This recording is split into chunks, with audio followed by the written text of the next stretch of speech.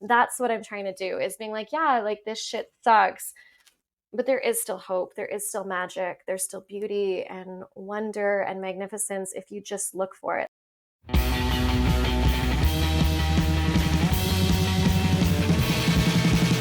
Welcome to the Pillars of Creation. I'm your host, Mitchell Dane, and this week I'll be talking with prolific author and screenwriter, poet and performer, and of course, cat lover, C.E. Hoffman. She wrote her first novel at the age of 11 and hasn't stopped since. She's been nominated for multiple writing awards and notably won the 2022 Defunct May Day Chapbook Contest for her story, No Actual Sin. So from chapbooks to magazines and everything in between, she's done it all, culminating in the traditional publishing of her short story collection, SLUTS and Whores, and her most recent release, Losers and Freaks. As a feminist, she has never shied away from voicing her opinion and fighting against injustice and inequality whenever she sees it.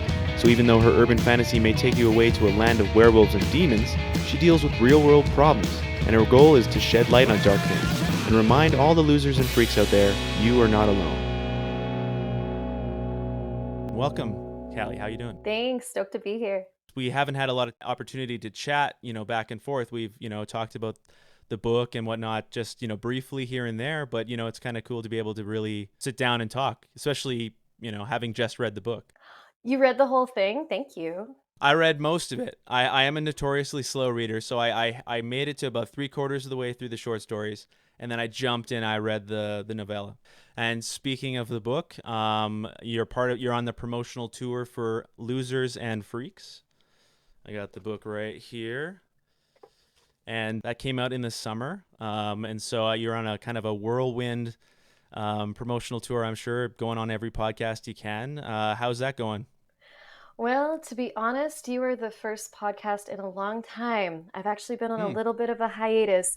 The joke that I make about this book is that I've been putting in half of the promotional efforts, and it's actually meriting twice the results of my first short story collection, Sluts and Whores, which came out from Thurston Howl publications in 2021. So that's a blessing. It's nice to remind yourself you don't always have to hustle 24/7. You can actually let things come to you sometimes.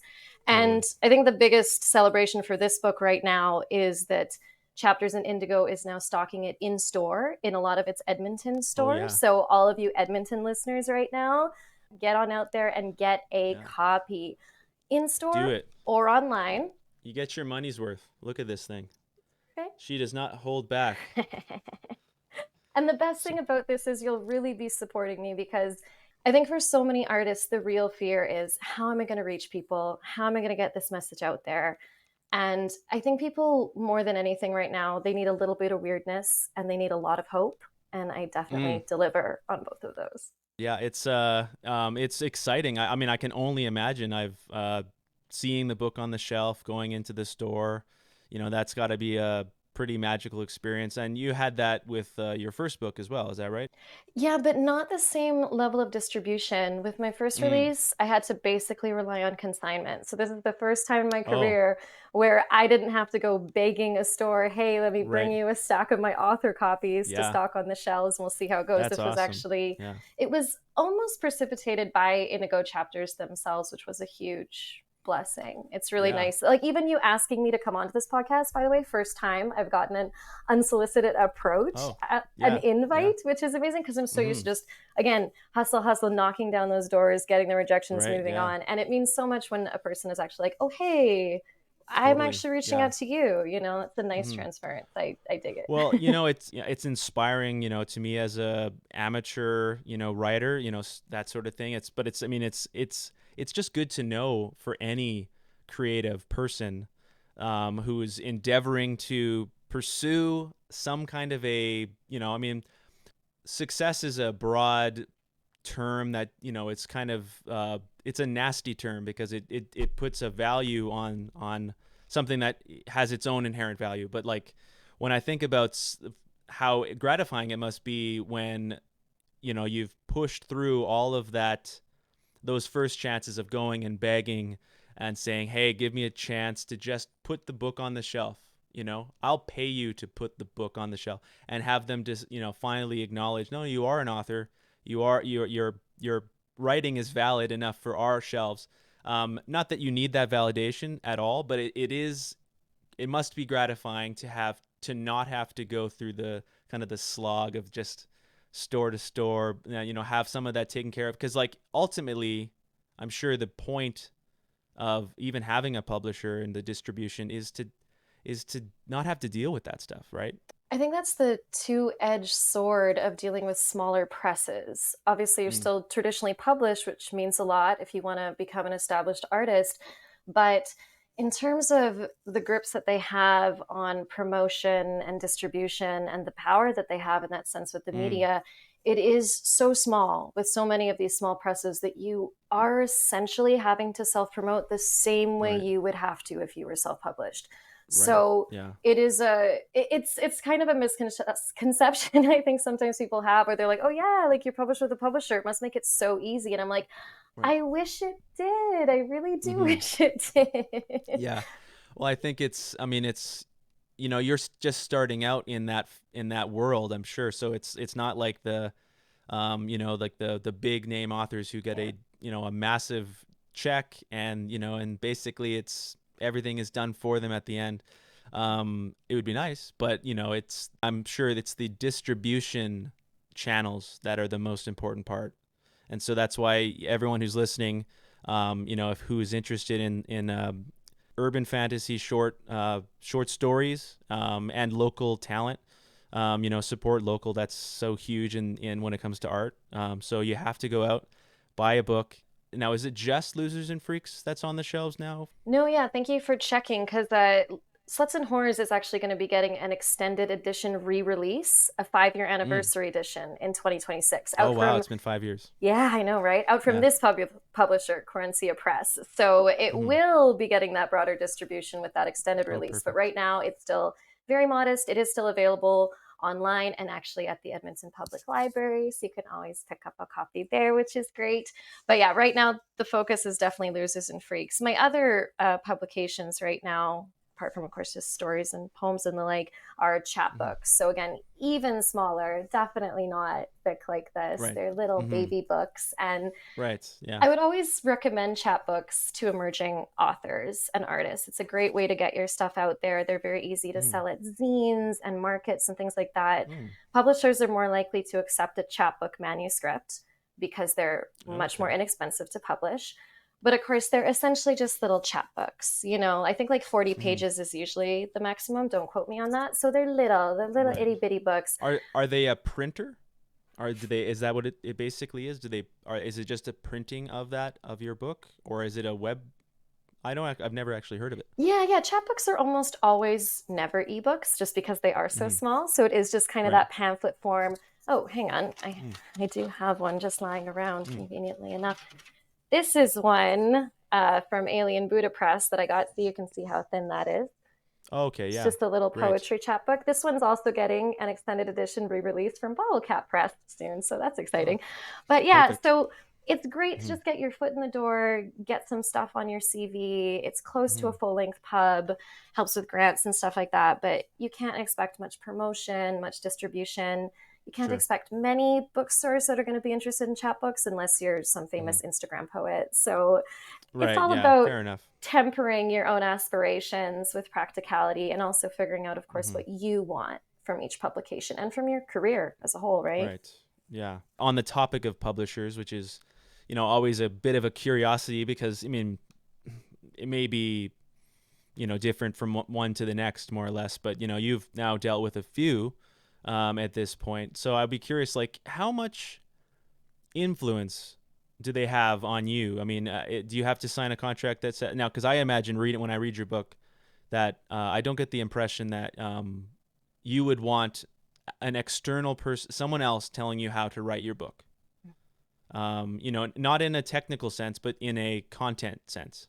Yeah, one of my wonderful mentors, Martin Miller, always said that he just wrote the books that he wanted to read and just always wrote the way that he wanted to write. Interestingly, Mm-hmm. C.S. Lewis also always said something very similar. Right. And so I think it is important to honor your voice, especially if you're Mm-hmm. still in the midst of discovering it, which all of us emerging artists are. We're still not clear on our voice. Mm-hmm. And it's important to find an editor that maintains a respectful relationship with you in the discovery of Mm-hmm. your voice. I've had some editors that are really fantastic. I've had some editors that are almost too light touch. They don't really touch the manuscript at Right. all. And then it just Yeah. goes out as it is, which is nice and pure and raw. But I would Mm-hmm. have to say that the amazing Emily Perkovich of Querencia Press is Mm-hmm. one of my favorite editors ever so far. Mm-hmm. She's involved in the text, but she respects the text and she respects that Mm-hmm. it's still your vision. There was even one, I don't even remember what it was, but like it was kind of like, oh, should we nix this? And I was like, well, maybe not because of this. And she was like, yeah, no worries. And she was so Mm-hmm. patient. I think that finding a good editor is kind of like finding a good romantic partner. You really need Mm-hmm. someone who's patient with your own Right. weirdness.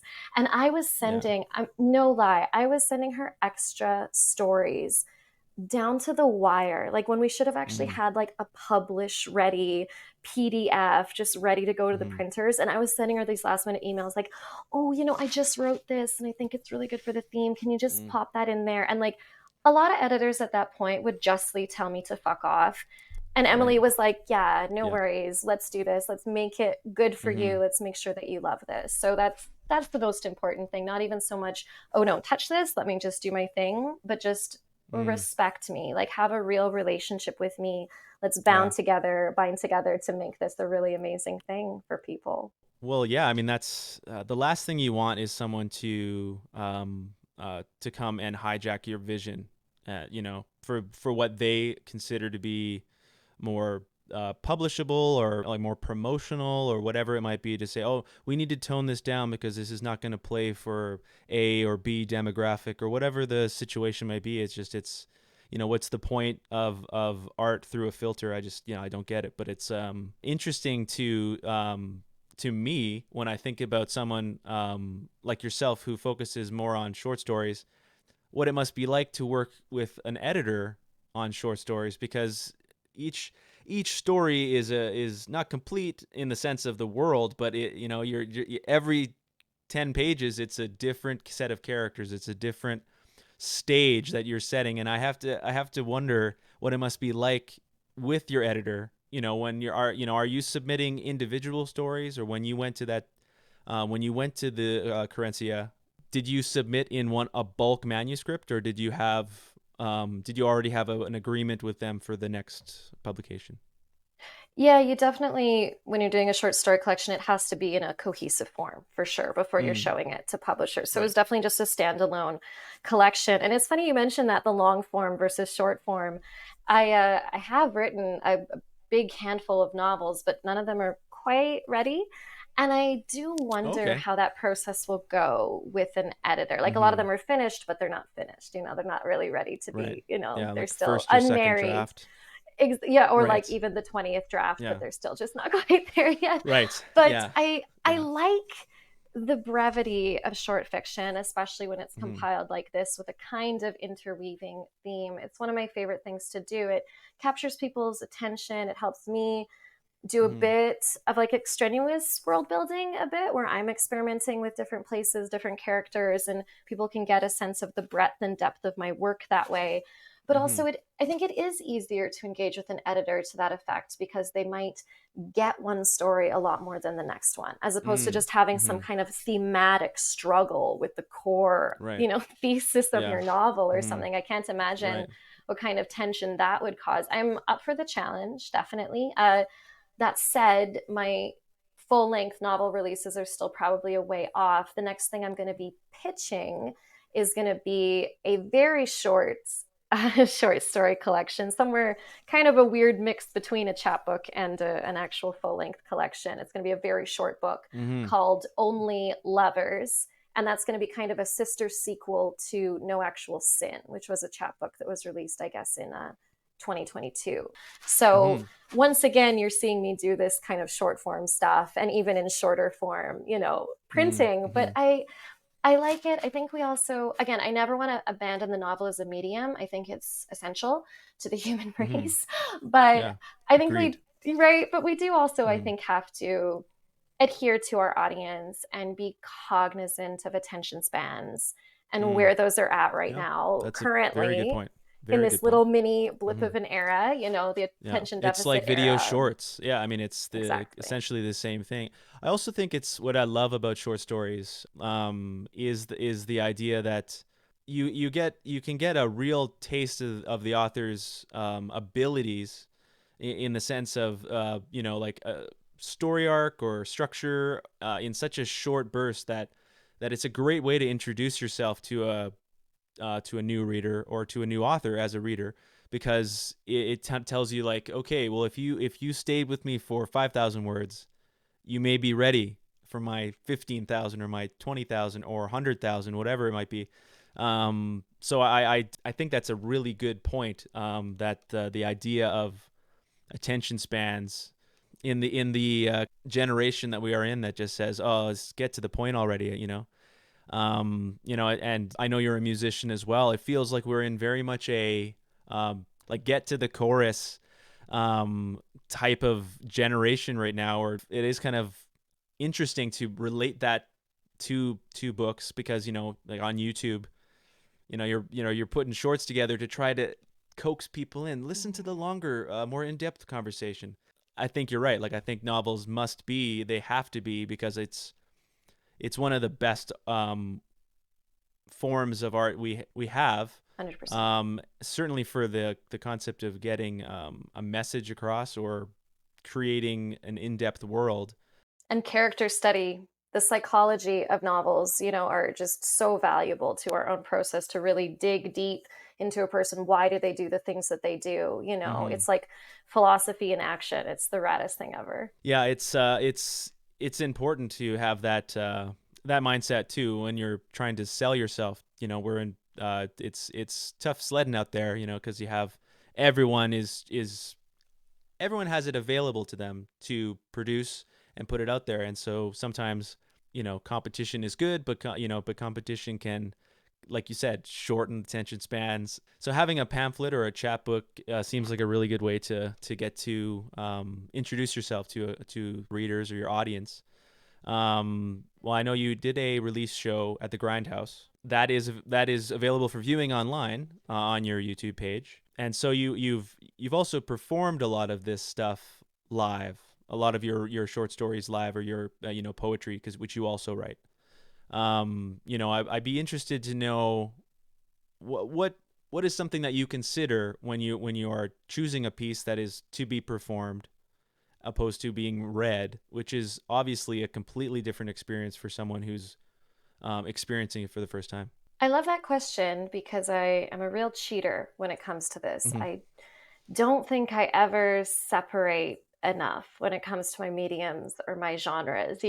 Sometimes I even get ridiculously annoyed when someone mistakes my prose or prosody as a poem, even though it has like a Mm, certain rhyme and meter, kind of thing. I'm right, still like, right. it's prosody. God damn it. Can't you tell it's not even in stanzas? Like I get really Mm, mm-hmm, ridiculous about those things when in actuality, my work is inherently fluid in terms of medium, genre, theme, and whether or not it's meant to be read or performed. mm-hmm.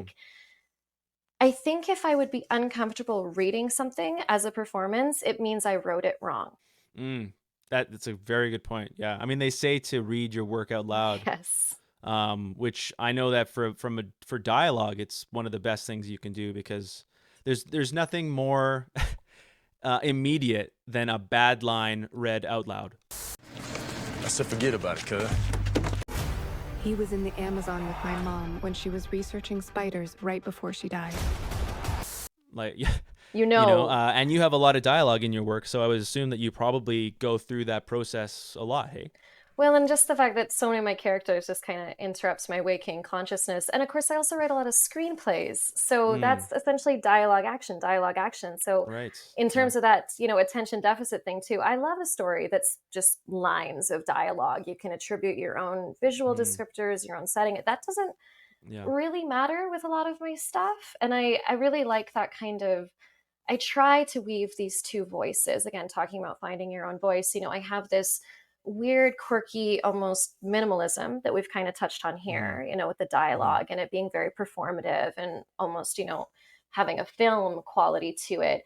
But then I mm-hmm, also have, as you'll see much more in something like No Actual Sin, a few pieces in Losers and Freaks, and definitely in Only Lovers, that forthcoming collection, this very ethereal stream of consciousness, wanna be Elizabeth Smart kind of stuff that's like mm, very deeply rooted in like the sensual, traumatic femme and female experience, and like it's very dreamlike, and no plot. There's Mm-hmm. hardly any characterization. I'm usually addressing the reader as if they're someone in relationship to me. It's essentially like soliloquies, Mm-hmm. and that's the I was writing gonna I'm most say, proud yeah. of. Yeah, but I think my favorite things are those that I succeed in interweaving the two. That's been a Mm, struggle. I think a few that's of the my trick. novels have achieved that, but like, and Mm-hmm. I'm trying to think if there's even an example in Losers and Freaks, and I'm not sure that there is. I think it's mostly Mm-hmm. just the quirky, minimalist kind of stories. They're Right. just fun, they're just silly.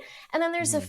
few, kind of like One Last Stop, which is an actual soliloquy. It's meant to, it's a character saying something to another character Mm-hmm. who's trying to Mm-hmm. leave the big city. And then Parting Gift Before We Say Goodbye, which is again someone speaking.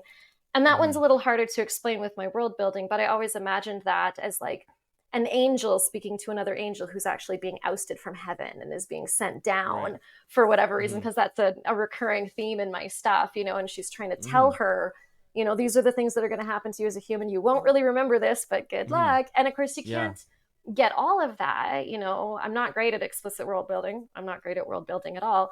But I still hope that that Mm-hmm. narrative experience, that internal monologue, is something that appeals to people. And I think that is what translates best to performance and stage. Like, I Mm. actually Right. have a That's a good Fringe point. show coming up now, which I'm really excited Oh, about. really? I'm going to be in Edmonton Fringe 2025. I'm going to be performing slash reading No Actual Sin, the aforementioned chapbook. Some of it's going Oh, to be okay. memorized. I'm not reading the whole chapbook front to cover, but I almost am. And I Right. think it flows really, really Yeah. well with that. So, yeah, I hope you'll make it to that too. It'll be a blast. I love being on stage. That's going to be great because I mean, there's a lot to go into in that particular, edition. So I'm curious if you have a theater background. Did you do plays? Because you certainly have that in you. Was that something big in your life growing up? I mean, there were church plays. There were always Sure. church plays. That was how you Mm. participated at church, largely choir and plays. And of course, that both of those translated a lot to my own artistic expression. But my joke is that my personality only works on a stage. Off Mm. stage, it's a little much, I think, for a lot of Mm. people. They're kind of like, what is actually going on here? On a stage, people are like, yeah, that's okay. We expect that up there. So in terms of, yeah, the performing slash acting, it's pseudo acting, I guess, the one woman show Mm-hmm. thing, and being Mm-hmm. in a band, like Mm-hmm. doing the whole Right. pseudo, Kathleen Hanna kind of vibes. And Mm-hmm. then even like being a stripper, out in Ontario, I always joked that being a stripper was just practice for being in a punk band. And that was Right. Yeah. 100% true. But at the end of the day, it's Mm. all just self expression Yeah. via stage. And it's Mm-hmm. probably a bit of an ego thing too. It's catharsis and it's Mm-hmm. connection and it's all those things. But I've got to own the ego of it too. Cause like, I'm like, the stage needs to be elevated. Like, I need to actually be Right. on a literal Yeah. stage to get my, Totally. tiny short self Yeah. finally a bit taller, I guess. Yeah. Yeah. Oh, yeah. Totally.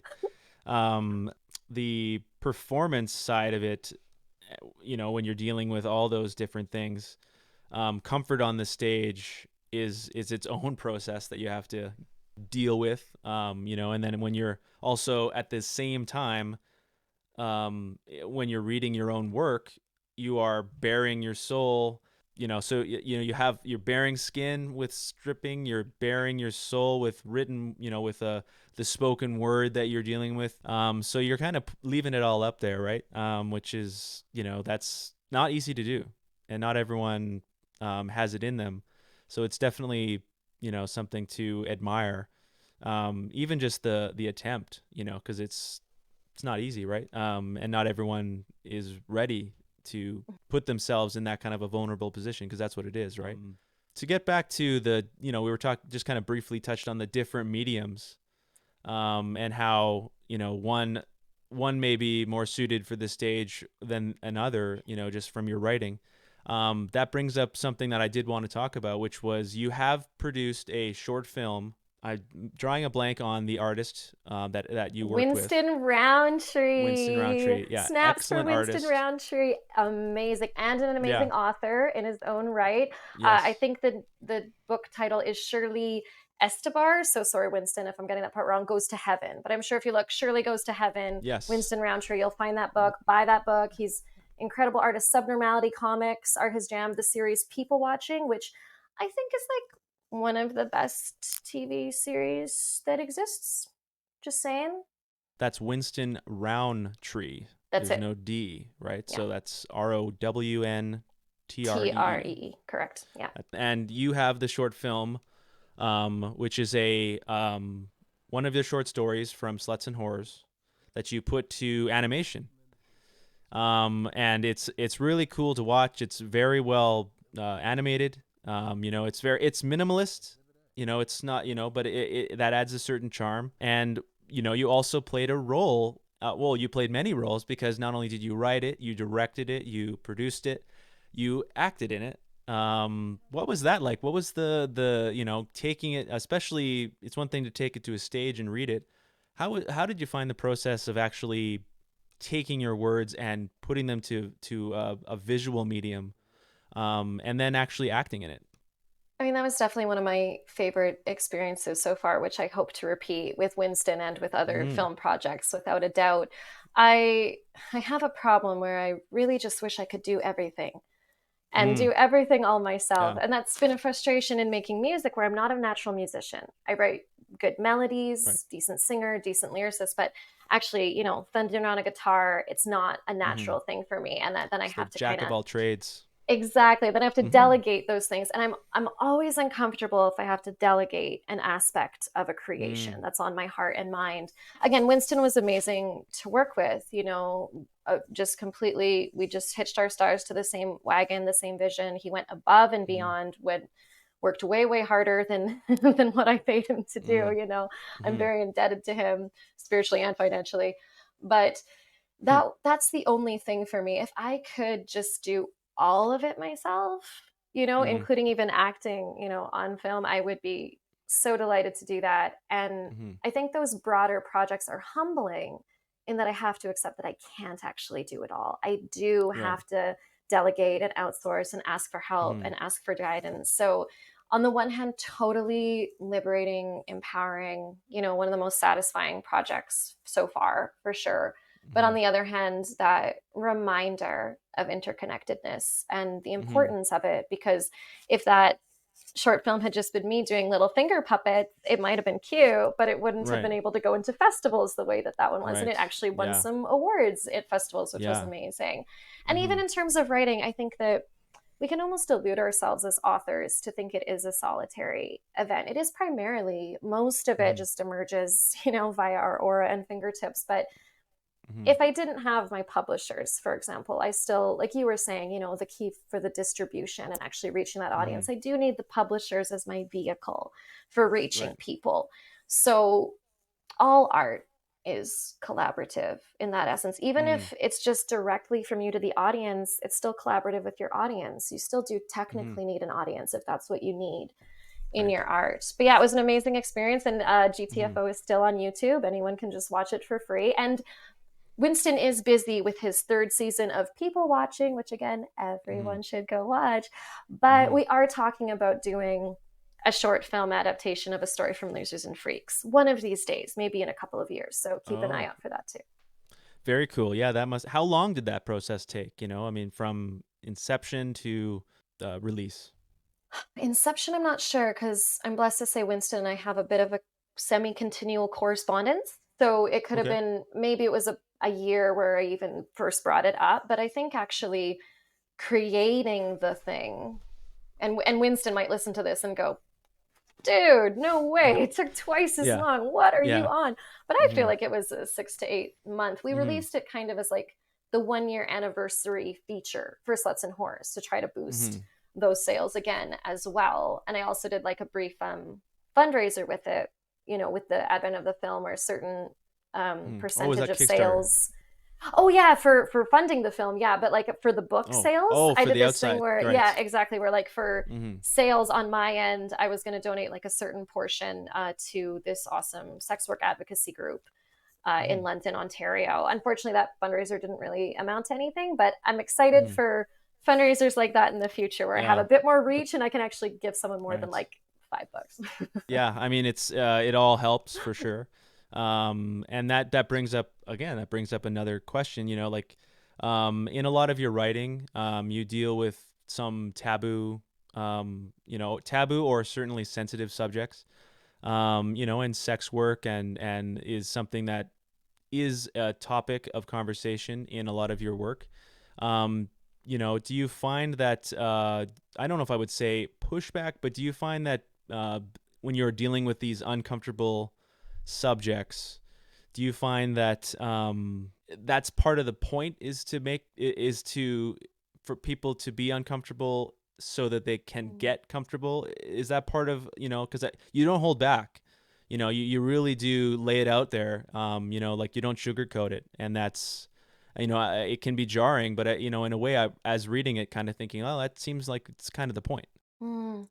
Yeah, I mean, it's such a, oft quoted maxim. It's almost embarrassing to quote it myself, but that idea, of course, that art should comfort the disturbed and disturb the comfortable. And I Mm, think we should be cognizant of our intended demographics. And I think mm, usually my demographic is going to be more so the disturbed than the comfortable. As much as I do think it's important for me to be shedding light, into dark corners. I'm not so much shedding the light for people who don't know what's there already. I'm more so shedding the right. light for people who are in it or have been in it and who are there. Mm, right. And that's what really means the world to me. Like sex work and sexual trauma and sexuality was definitely that shadow figure, if you will, for sluts Mm-hmm. and horrors. And then of Right. course for losers and freaks, it's really outsideriness, mental illness. Like it's a little Mm-hmm. bit more vague, what it truly Yeah. means to be a freak or Right. loser. It's a far looser theme. I would say Mm-hmm. I even mentioned that in the intro where I'm like, I'm not sure about this one. And I even mentioned on a personal level, like some of my biggest demons in terms of mental illness, like eating disorders, self harm, Mm-hmm. those are absent from this collection. Like the extended edition of Blood, Booze, and Other Things in Nature is going to mention a bit more about self harm. And Mm-hmm. I'm excited about Mm-hmm. that. And I have a chapbook coming out from Anxiety Press called Skeletons and Other Things in My Closet, which pretty obviously is about my eating disorder. All of those are Mm-hmm. poems written when I was suffering from anorexia and bulimia, mostly in my teens. So I do Right. have other places where I'm shedding light Mm-hmm. on those corners. And I think that's what I have to accept too, where it's like, even if this work wasn't comprehensive, it still gives Mm-hmm. people a good idea of those forces that I drive with, the light that I am Mm-hmm. shining, the hope that I'm trying to bring into these weird, difficult periods Mm-hmm. and passages and realities of being a human being and existing in this space. But I also accept that that's always going to be limited. And I'm always going to go, oh, but I didn't Mm-hmm. give a voice for this one. Like, actually, one of the stories that was really important for me to get in here, and it was a last minute addition. So thank you, Emily, Mm-hmm. for that. It's right near the end almost. It's called Guess We're Walking. And that's about two unhoused people who have a serious drug Mm-hmm. problem and they don't have money for the bus and they're trying to get on the bus. And Mm-hmm. that was based on something I witnessed literally here in Edmonton in the cold. Right. It was a very, Mm-hmm. very cold Mm-hmm. day. And I was like, Yeah. fuck, it really hit home. And it was really important for me to get that one in because I was like, that the unhoused, the really economically oppressed, like they are some of the most othered Mm-hmm. among us. They are the Mm-hmm. loseriest of the losers and the freakiest of the freaks, Mm-hmm. and we, to the Yeah. point where we vilify them. So again, I can't shed light to everything, and sometimes it's not even my place Yeah. necessarily to Yeah. speak on Sure. things, Sure. but You can only do so much. exactly. But I think Mm-hmm. that having that ability, I always say to be a good writer, you just have to be able to observe what's around you and you have to just be able Mm-hmm. to listen. The stories that people share with you when you just shut up for a minute and let them tell it. Like Yeah. I Mm-hmm. steal so much from people. I'm a little concerned almost about how that might implicate me later in terms of Mm-hmm. legal. I need to put more of those Right. disclaimers at the beginning of my books, Right. like this is fiction. No, really, it's all fiction. But and Right. then I talk so Yeah. candidly about these things in podcasts. People are like, Yeah. oh, fuck off. This is not fiction, like at all. I mean, Mm-hmm. like the pixies, I guess, are fictitious at least to a degree, but you don't fully ever know what's Well, we don't real and know. We don't know what's about that. We don't no. know about that. Exactly. They may be out there. I believe. I believe. With your writing, I mean, like there's definitely, as much as it's seen through the lens of a fantastic world, whether it be werewolves or pixies or that sort of thing. you deal with real world stuff. And do you find that it's easier to engage in some of these topics when you add a more fantastic element involved, so you can, it's just like, is that a way of kind of bracing, I know that's funny, we just talk about not caring, but about making people uncomfortable or whatnot, with uncomfortable subjects. But I wonder, like, because a lot of your stories have a fantasy element, is that something that you do consciously, where it's I want to write about this very dark thing, and I'm going to portray it with vampires or with werewolves? Yeah. It's a great question. It is, because again, like we always say, you should be conscious of your audience, and sometimes you do want a spoonful of sugar, right? There's no harm Mm. in the Mm-hmm. sugar. Yeah, again, I think if I do that, it is probably subconscious, and I think again, it is just trying to give a few little sparkles of pixie light, to the people who are still Mm-hmm. wandering in the darkness. I'm Mm-hmm. always so relieved and validated and vindicated when a reviewer, says like, "Oh, this was really hard to read, but it has innocence and it has hope." And Mm-hmm. there's something, even though it was really hard to read, I still put down the book and I felt more hopeful. And then I know I've done my job. That's what I'm Mm-hmm. trying to do, is being like, yeah, like this shit sucks, but there is still hope, there is still magic, there's still beauty and Mm-hmm. wonder and magnificence if you just look for it. Like even the I don't know if you read that one. I think I renamed it because I wrote it when I was very young. I think I retitled Mm-hmm. it Cobwebs. And I wrote that I very believe I did. soon.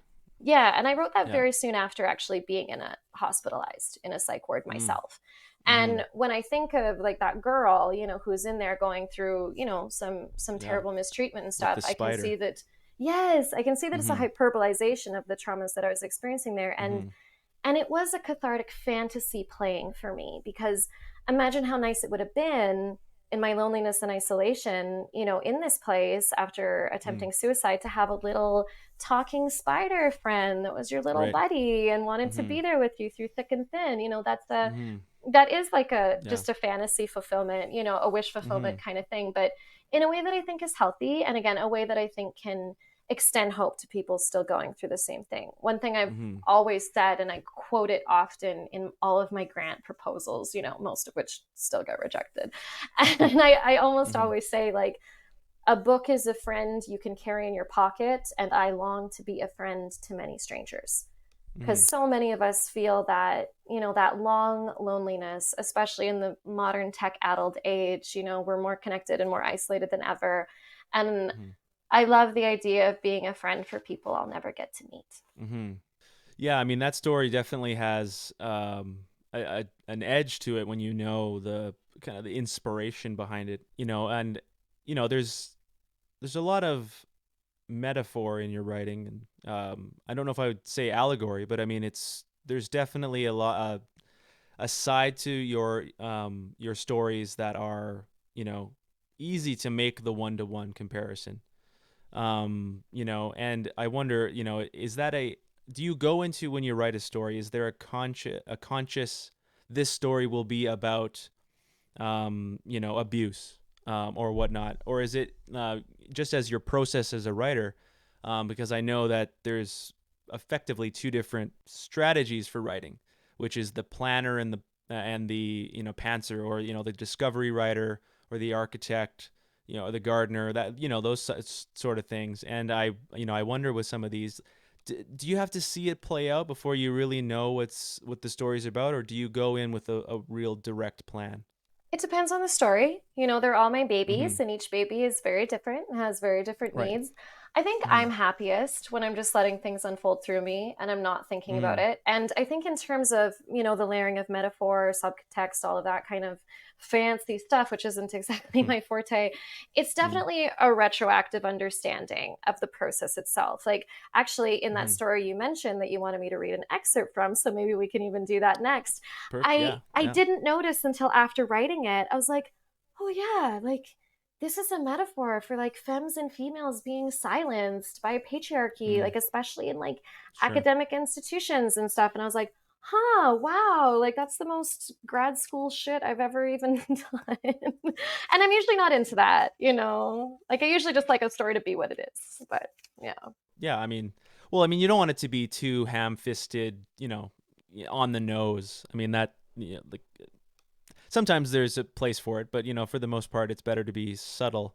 Yeah. At least in the sense of overt morals, or whatever the idea is behind, especially a short story. I find it's better to have the person sit back after they read it and think about it than it is to be like, oh, well, that was clearly about A, B, C, D.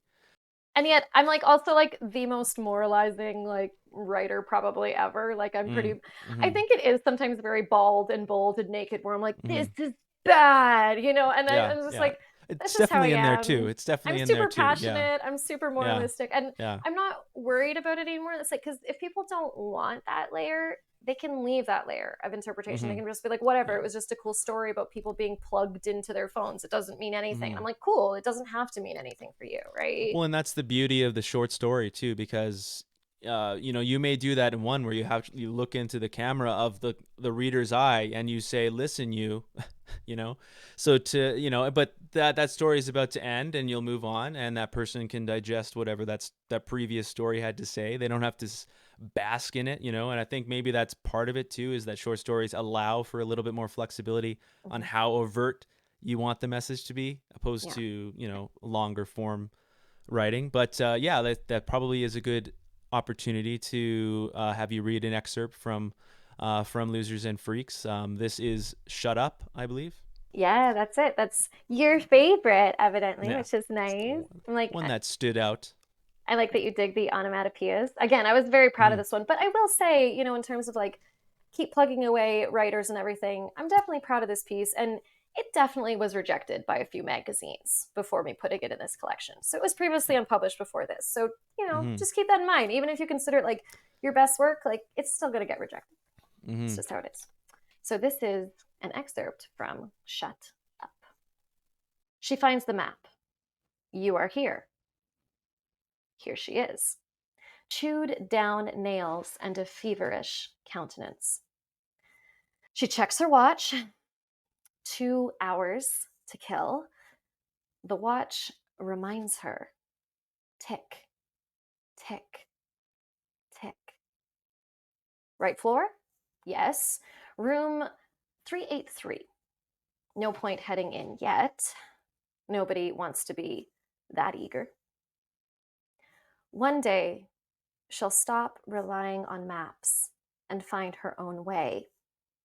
Today is practice. She will wander the library. It's her first time on campus. Creak. The doors need olive oil. The building is old enough to be in disrepair and new enough to be ugly. The shelves are pointedly unromantic. No nymphs whisper in these walls. Walt Whitman dropped no pens here. The lace on her boots whistles down the aisle. Zing, zing. She immediately feels conspicuous. Books stare, and students too. Could she walk any quieter, please? If only nobody noticed her at all. Quiet study, shouts a sign. Ah, this awkward silence is not hers alone. The silence is a choice, a moral, a mandate. Of course, she needs to sneeze. Hold it back. Think of something. Her nose cries, etch, etch, etch. It passes. She checks her watch. 1 hour and 58 minutes. She'd go outside, but it's cold and her boots are cheap. She'd call a friend, but her friends are yet to be made. It's her first time on campus. She tries a smile. Smiles are quiet. Her target readjusts their gaze. One only hears the rare turn of page, so many absorbed by their screens while books look on jealously. Her jacket's zipper gives her away. She blushes all the way into the stacks. At least the books are welcoming. They grin like eager old maids. Her fingers tease spines untouched. She dare not open any. Swish! Something, someone, steals her periphery. Swish! Again, someone's skirt. A laugh? She listens hard to cut through the silence. She follows the breadcrumbs of sound. Psst, like someone coaxing a cat. A brush, a touch, a moan. She walks further and further in, boots softly scudding tarnished carpet. If a fire alarm sounded, she wouldn't know the way out. Excellent. That was very well written and well read. It's funny because it's like I had just read that the other day, and I thought, oh, this is and it goes on. People, you got to get the book to read the rest. And it's one of those. It was fun to read. Those are like, when those happen, when you just start reading it, and the words dance on the page, and it's not because I am a notoriously slow reader. Every now and again, I have an active imagination in mind that I'm reading, and then a word will set my mind off, and I'll start to, what? And so when a story can hold my attention, and keep me drawn in, I really appreciate it, and that one definitely stood out to me. So thank you for reading that. You have an excellent work ethic, because clearly you do a lot. I listed it's a long list. In this long list of things that you do, I wonder what is something that you haven't done that you do want to do. I mean, you have mentioned that you want to release a full length novel, but what is something that's maybe a little left field that is something that you want to pursue creatively or otherwise? Yeah, definitely want to. My thing on my bucket list is release all my good novels in print. So hopefully that's Yes, most of them. right. Yeah. Yeah. Uh, I would Those are the love to ones to see. release. Yes, exactly. But you never do know. Uh, Mm. I would love to see at least one of my musicals produced in my lifetime, even if it's just a small at home thing. I do have one musical that's actually an original musical. So that's a bit lofty. That aspiration is certainly lofty. But I also have a few covers musicals, which I think would be a lot of fun to Interesting. release. So definitely more Mm-hmm. things with the theater, definitely more things with film. I actually, like I said, I've written a lot of screenplays, and one that still really speaks to my heart is this screenplay adaptation of Martin Miller's Dreams of Sex and Stage Diving. That's obviously something I'd have to chat Mm-hmm. with lawyers, and it's a shame because it's one of my Right. favorite things to do is actually to make screenplay adaptations of books that I love. But there's some Mm-hmm. legalese, that I would have to contend with first. But Sadly, that's true. but I'd love to see that happen, and Mm-hmm. like as long as I don't steer too deep into Tarantino, territory, I would love to Mm-hmm. act in one of my own Mm-hmm. films, as long as I don't hate Yeah. too much Yeah. how I look. Right. Yeah. I did in a weird way. I always really resonated with Elfish, who's the main character. I wouldn't call her a hero at all in Dreams of Mm-hmm. Sex and Stage Diving. She's not like me at all. She's a terrible person, like basically a borderline narcissist, doesn't give a shit about Mm-hmm. anyone but herself. But she's so driven and she's so insecure, and those are Mm-hmm. two things that really resonate with me. One of the main things that plays out in the flashbacks of the film and book is that she had a best friend who was way hotter than she was. And it created Mm-hmm. this very tense dynamic between the two of them as women, where she was always feeling shafted and cast aside because her friend was so hot, kind of a Blair Serena thing. Sorry for the Gossip Girl reference, but it works. Okay. And Sure. I'm Sure. very much a Blair, so it Mm. definitely resonates with me. And I think that I could bring a real sincerity to that role, of that true insecurity of being like, oh, like, am I even pretty? I'm definitely not pretty like her. Am I even pretty at Mm-hmm. all? And understanding how that could make a person like Elfish become a shitty human being and become pretty Mm. bitter and everything. Right. But at the same time, she's also very vulnerable. So yeah, like, I'd love to do that one day. If Martin Miller listens to this, just so you know, Martin, it is still on my mind and heart. So maybe we can chat one day. You absolutely have a musical element to your writing, because there is a pacing. Even just as you read that, you could tell it's almost as if you had timed it. It's set to almost as if it's to a meter, which I really appreciate listening to. It was very surprising how well timed that was, and I Thank don't know you. how often you've read that one, but it certainly felt very polished to me, which was great. Oh, thank you. You mentioned some of your influences, like Martin Miller and some others, Gossip Girl. So true, though, But for real. yes, right, yeah. But I wonder who are some influences on you that you always go back to. Like someone that started you out. Maybe not in writing, but in all aspects of your creative journey. Who are some influences that stand out to you that you might want to recommend to those who haven't had the pleasure of listening to them or reading them? Who comes to mind?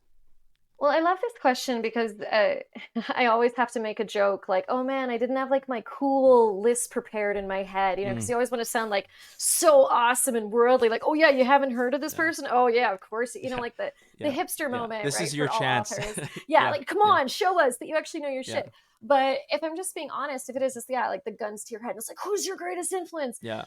I like pop culture is a huge one. Like that forthcoming collection, Only Lovers, it's punctuated by quotes from Rachel Fader's The Darcy Myth, which is much cooler than what I'm Hmm. I'm prefacing this for something much less cool, and Buffy the Vampire Slayer.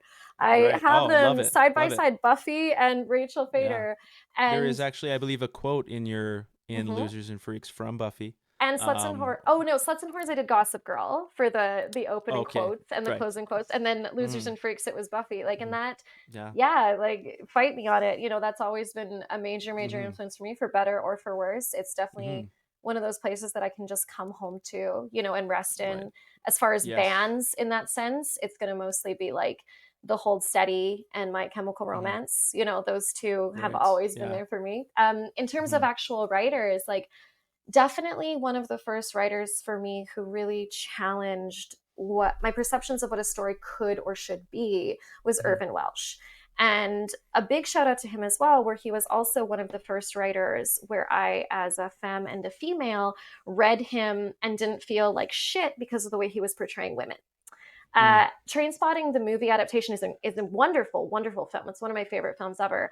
But they cut out like some of the most interesting female characters. There's a swath Mm. of super complex, enriching female characters in the Right. book.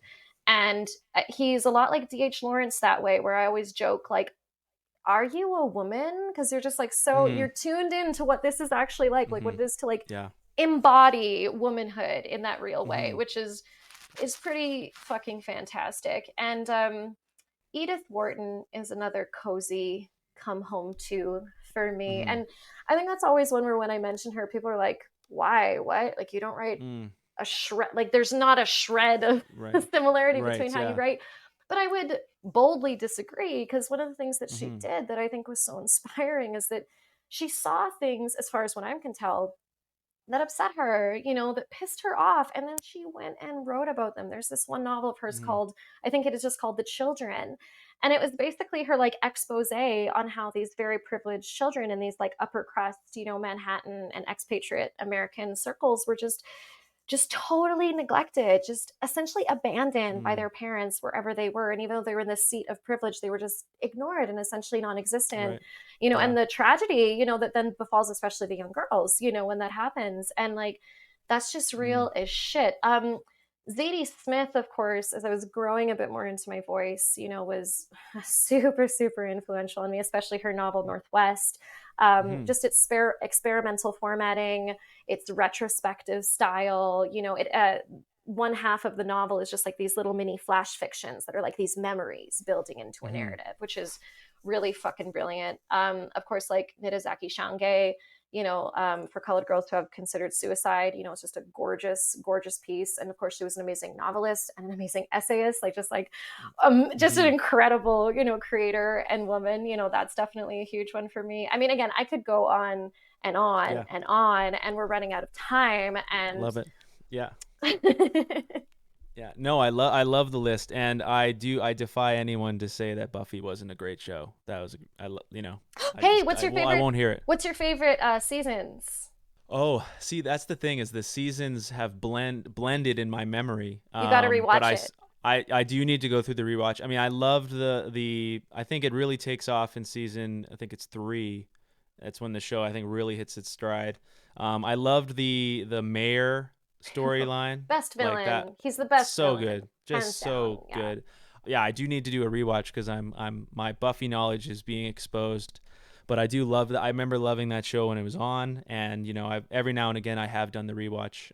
But no, those are great. That's a great list, and I encourage everyone to look into those artists and authors. So kind of winding the podcast down here. You have mentioned that you are looking at doing the Fringe, but what is there anything more directly in right in front of you what that you're working on right now? Is that or because that sounds like it's something that is performing an original work. Are you currently writing anything, working on anything at the moment that's exciting to you? Well, I do. I'm in the workshopping phase of a graphic novel, but of course, I would need an Oh. artist to work with me on Mm-hmm. that. So, if there's any Edmonton artists listening that want to Mm-hmm. collab, I'm always down to collab. That's definitely a thing for me right now. Yeah, I'll say it again because I'm really excited about it. I'm going to be pitching Only Lovers pretty soon here, as soon Right. as the new Yes. year opens up, and then we have the Sluts and Whores Extended Edition for 2026. We have Blood, Booze, and Other Things in Nature Extended Edition, probably this coming year or the next. And then we have Skeletons and Other Things in My Closet, also coming out early this coming year, 2025. So, and that's a good point to make about chapbooks too. That's the nice thing about chapbooks is like there's less pressure on the release. Like you could be Mm. chatting with your editor publisher and they could be like, yeah, it's ready to drop next week. And you could be like, let's do it instead of being like, oh no, Mm-hmm. I need to do a blog tour. Like you don't have to do that stuff with Right. chapbooks. So would Yes. definitely recommend. Well, that is awesome. That's exciting. There's so many avenues that you can go down, which is great. That's the beauty of it too, because you're not limiting yourself to be like, oh, I'm sorry, I'm just a short story writer. That's awesome that you're exploring all of that. But I think we have come to the end. That's a quick hour. That felt good. That Yeah. was great. I really enjoyed chatting with you today. So thanks for coming on the show. Thank you. Well, I do appreciate it. So I will have links to the website, which is, cehoffman.net. and I encourage everyone to go because to that website and check it out because it does give you a breakdown of everything that Callie has released and published. It also has plenty of links as well. She also have a YouTube page, which is C.E. Hoffman, I believe. Is that Yeah, the? yeah. But other than that, we're signing off here, and we'll see you next time.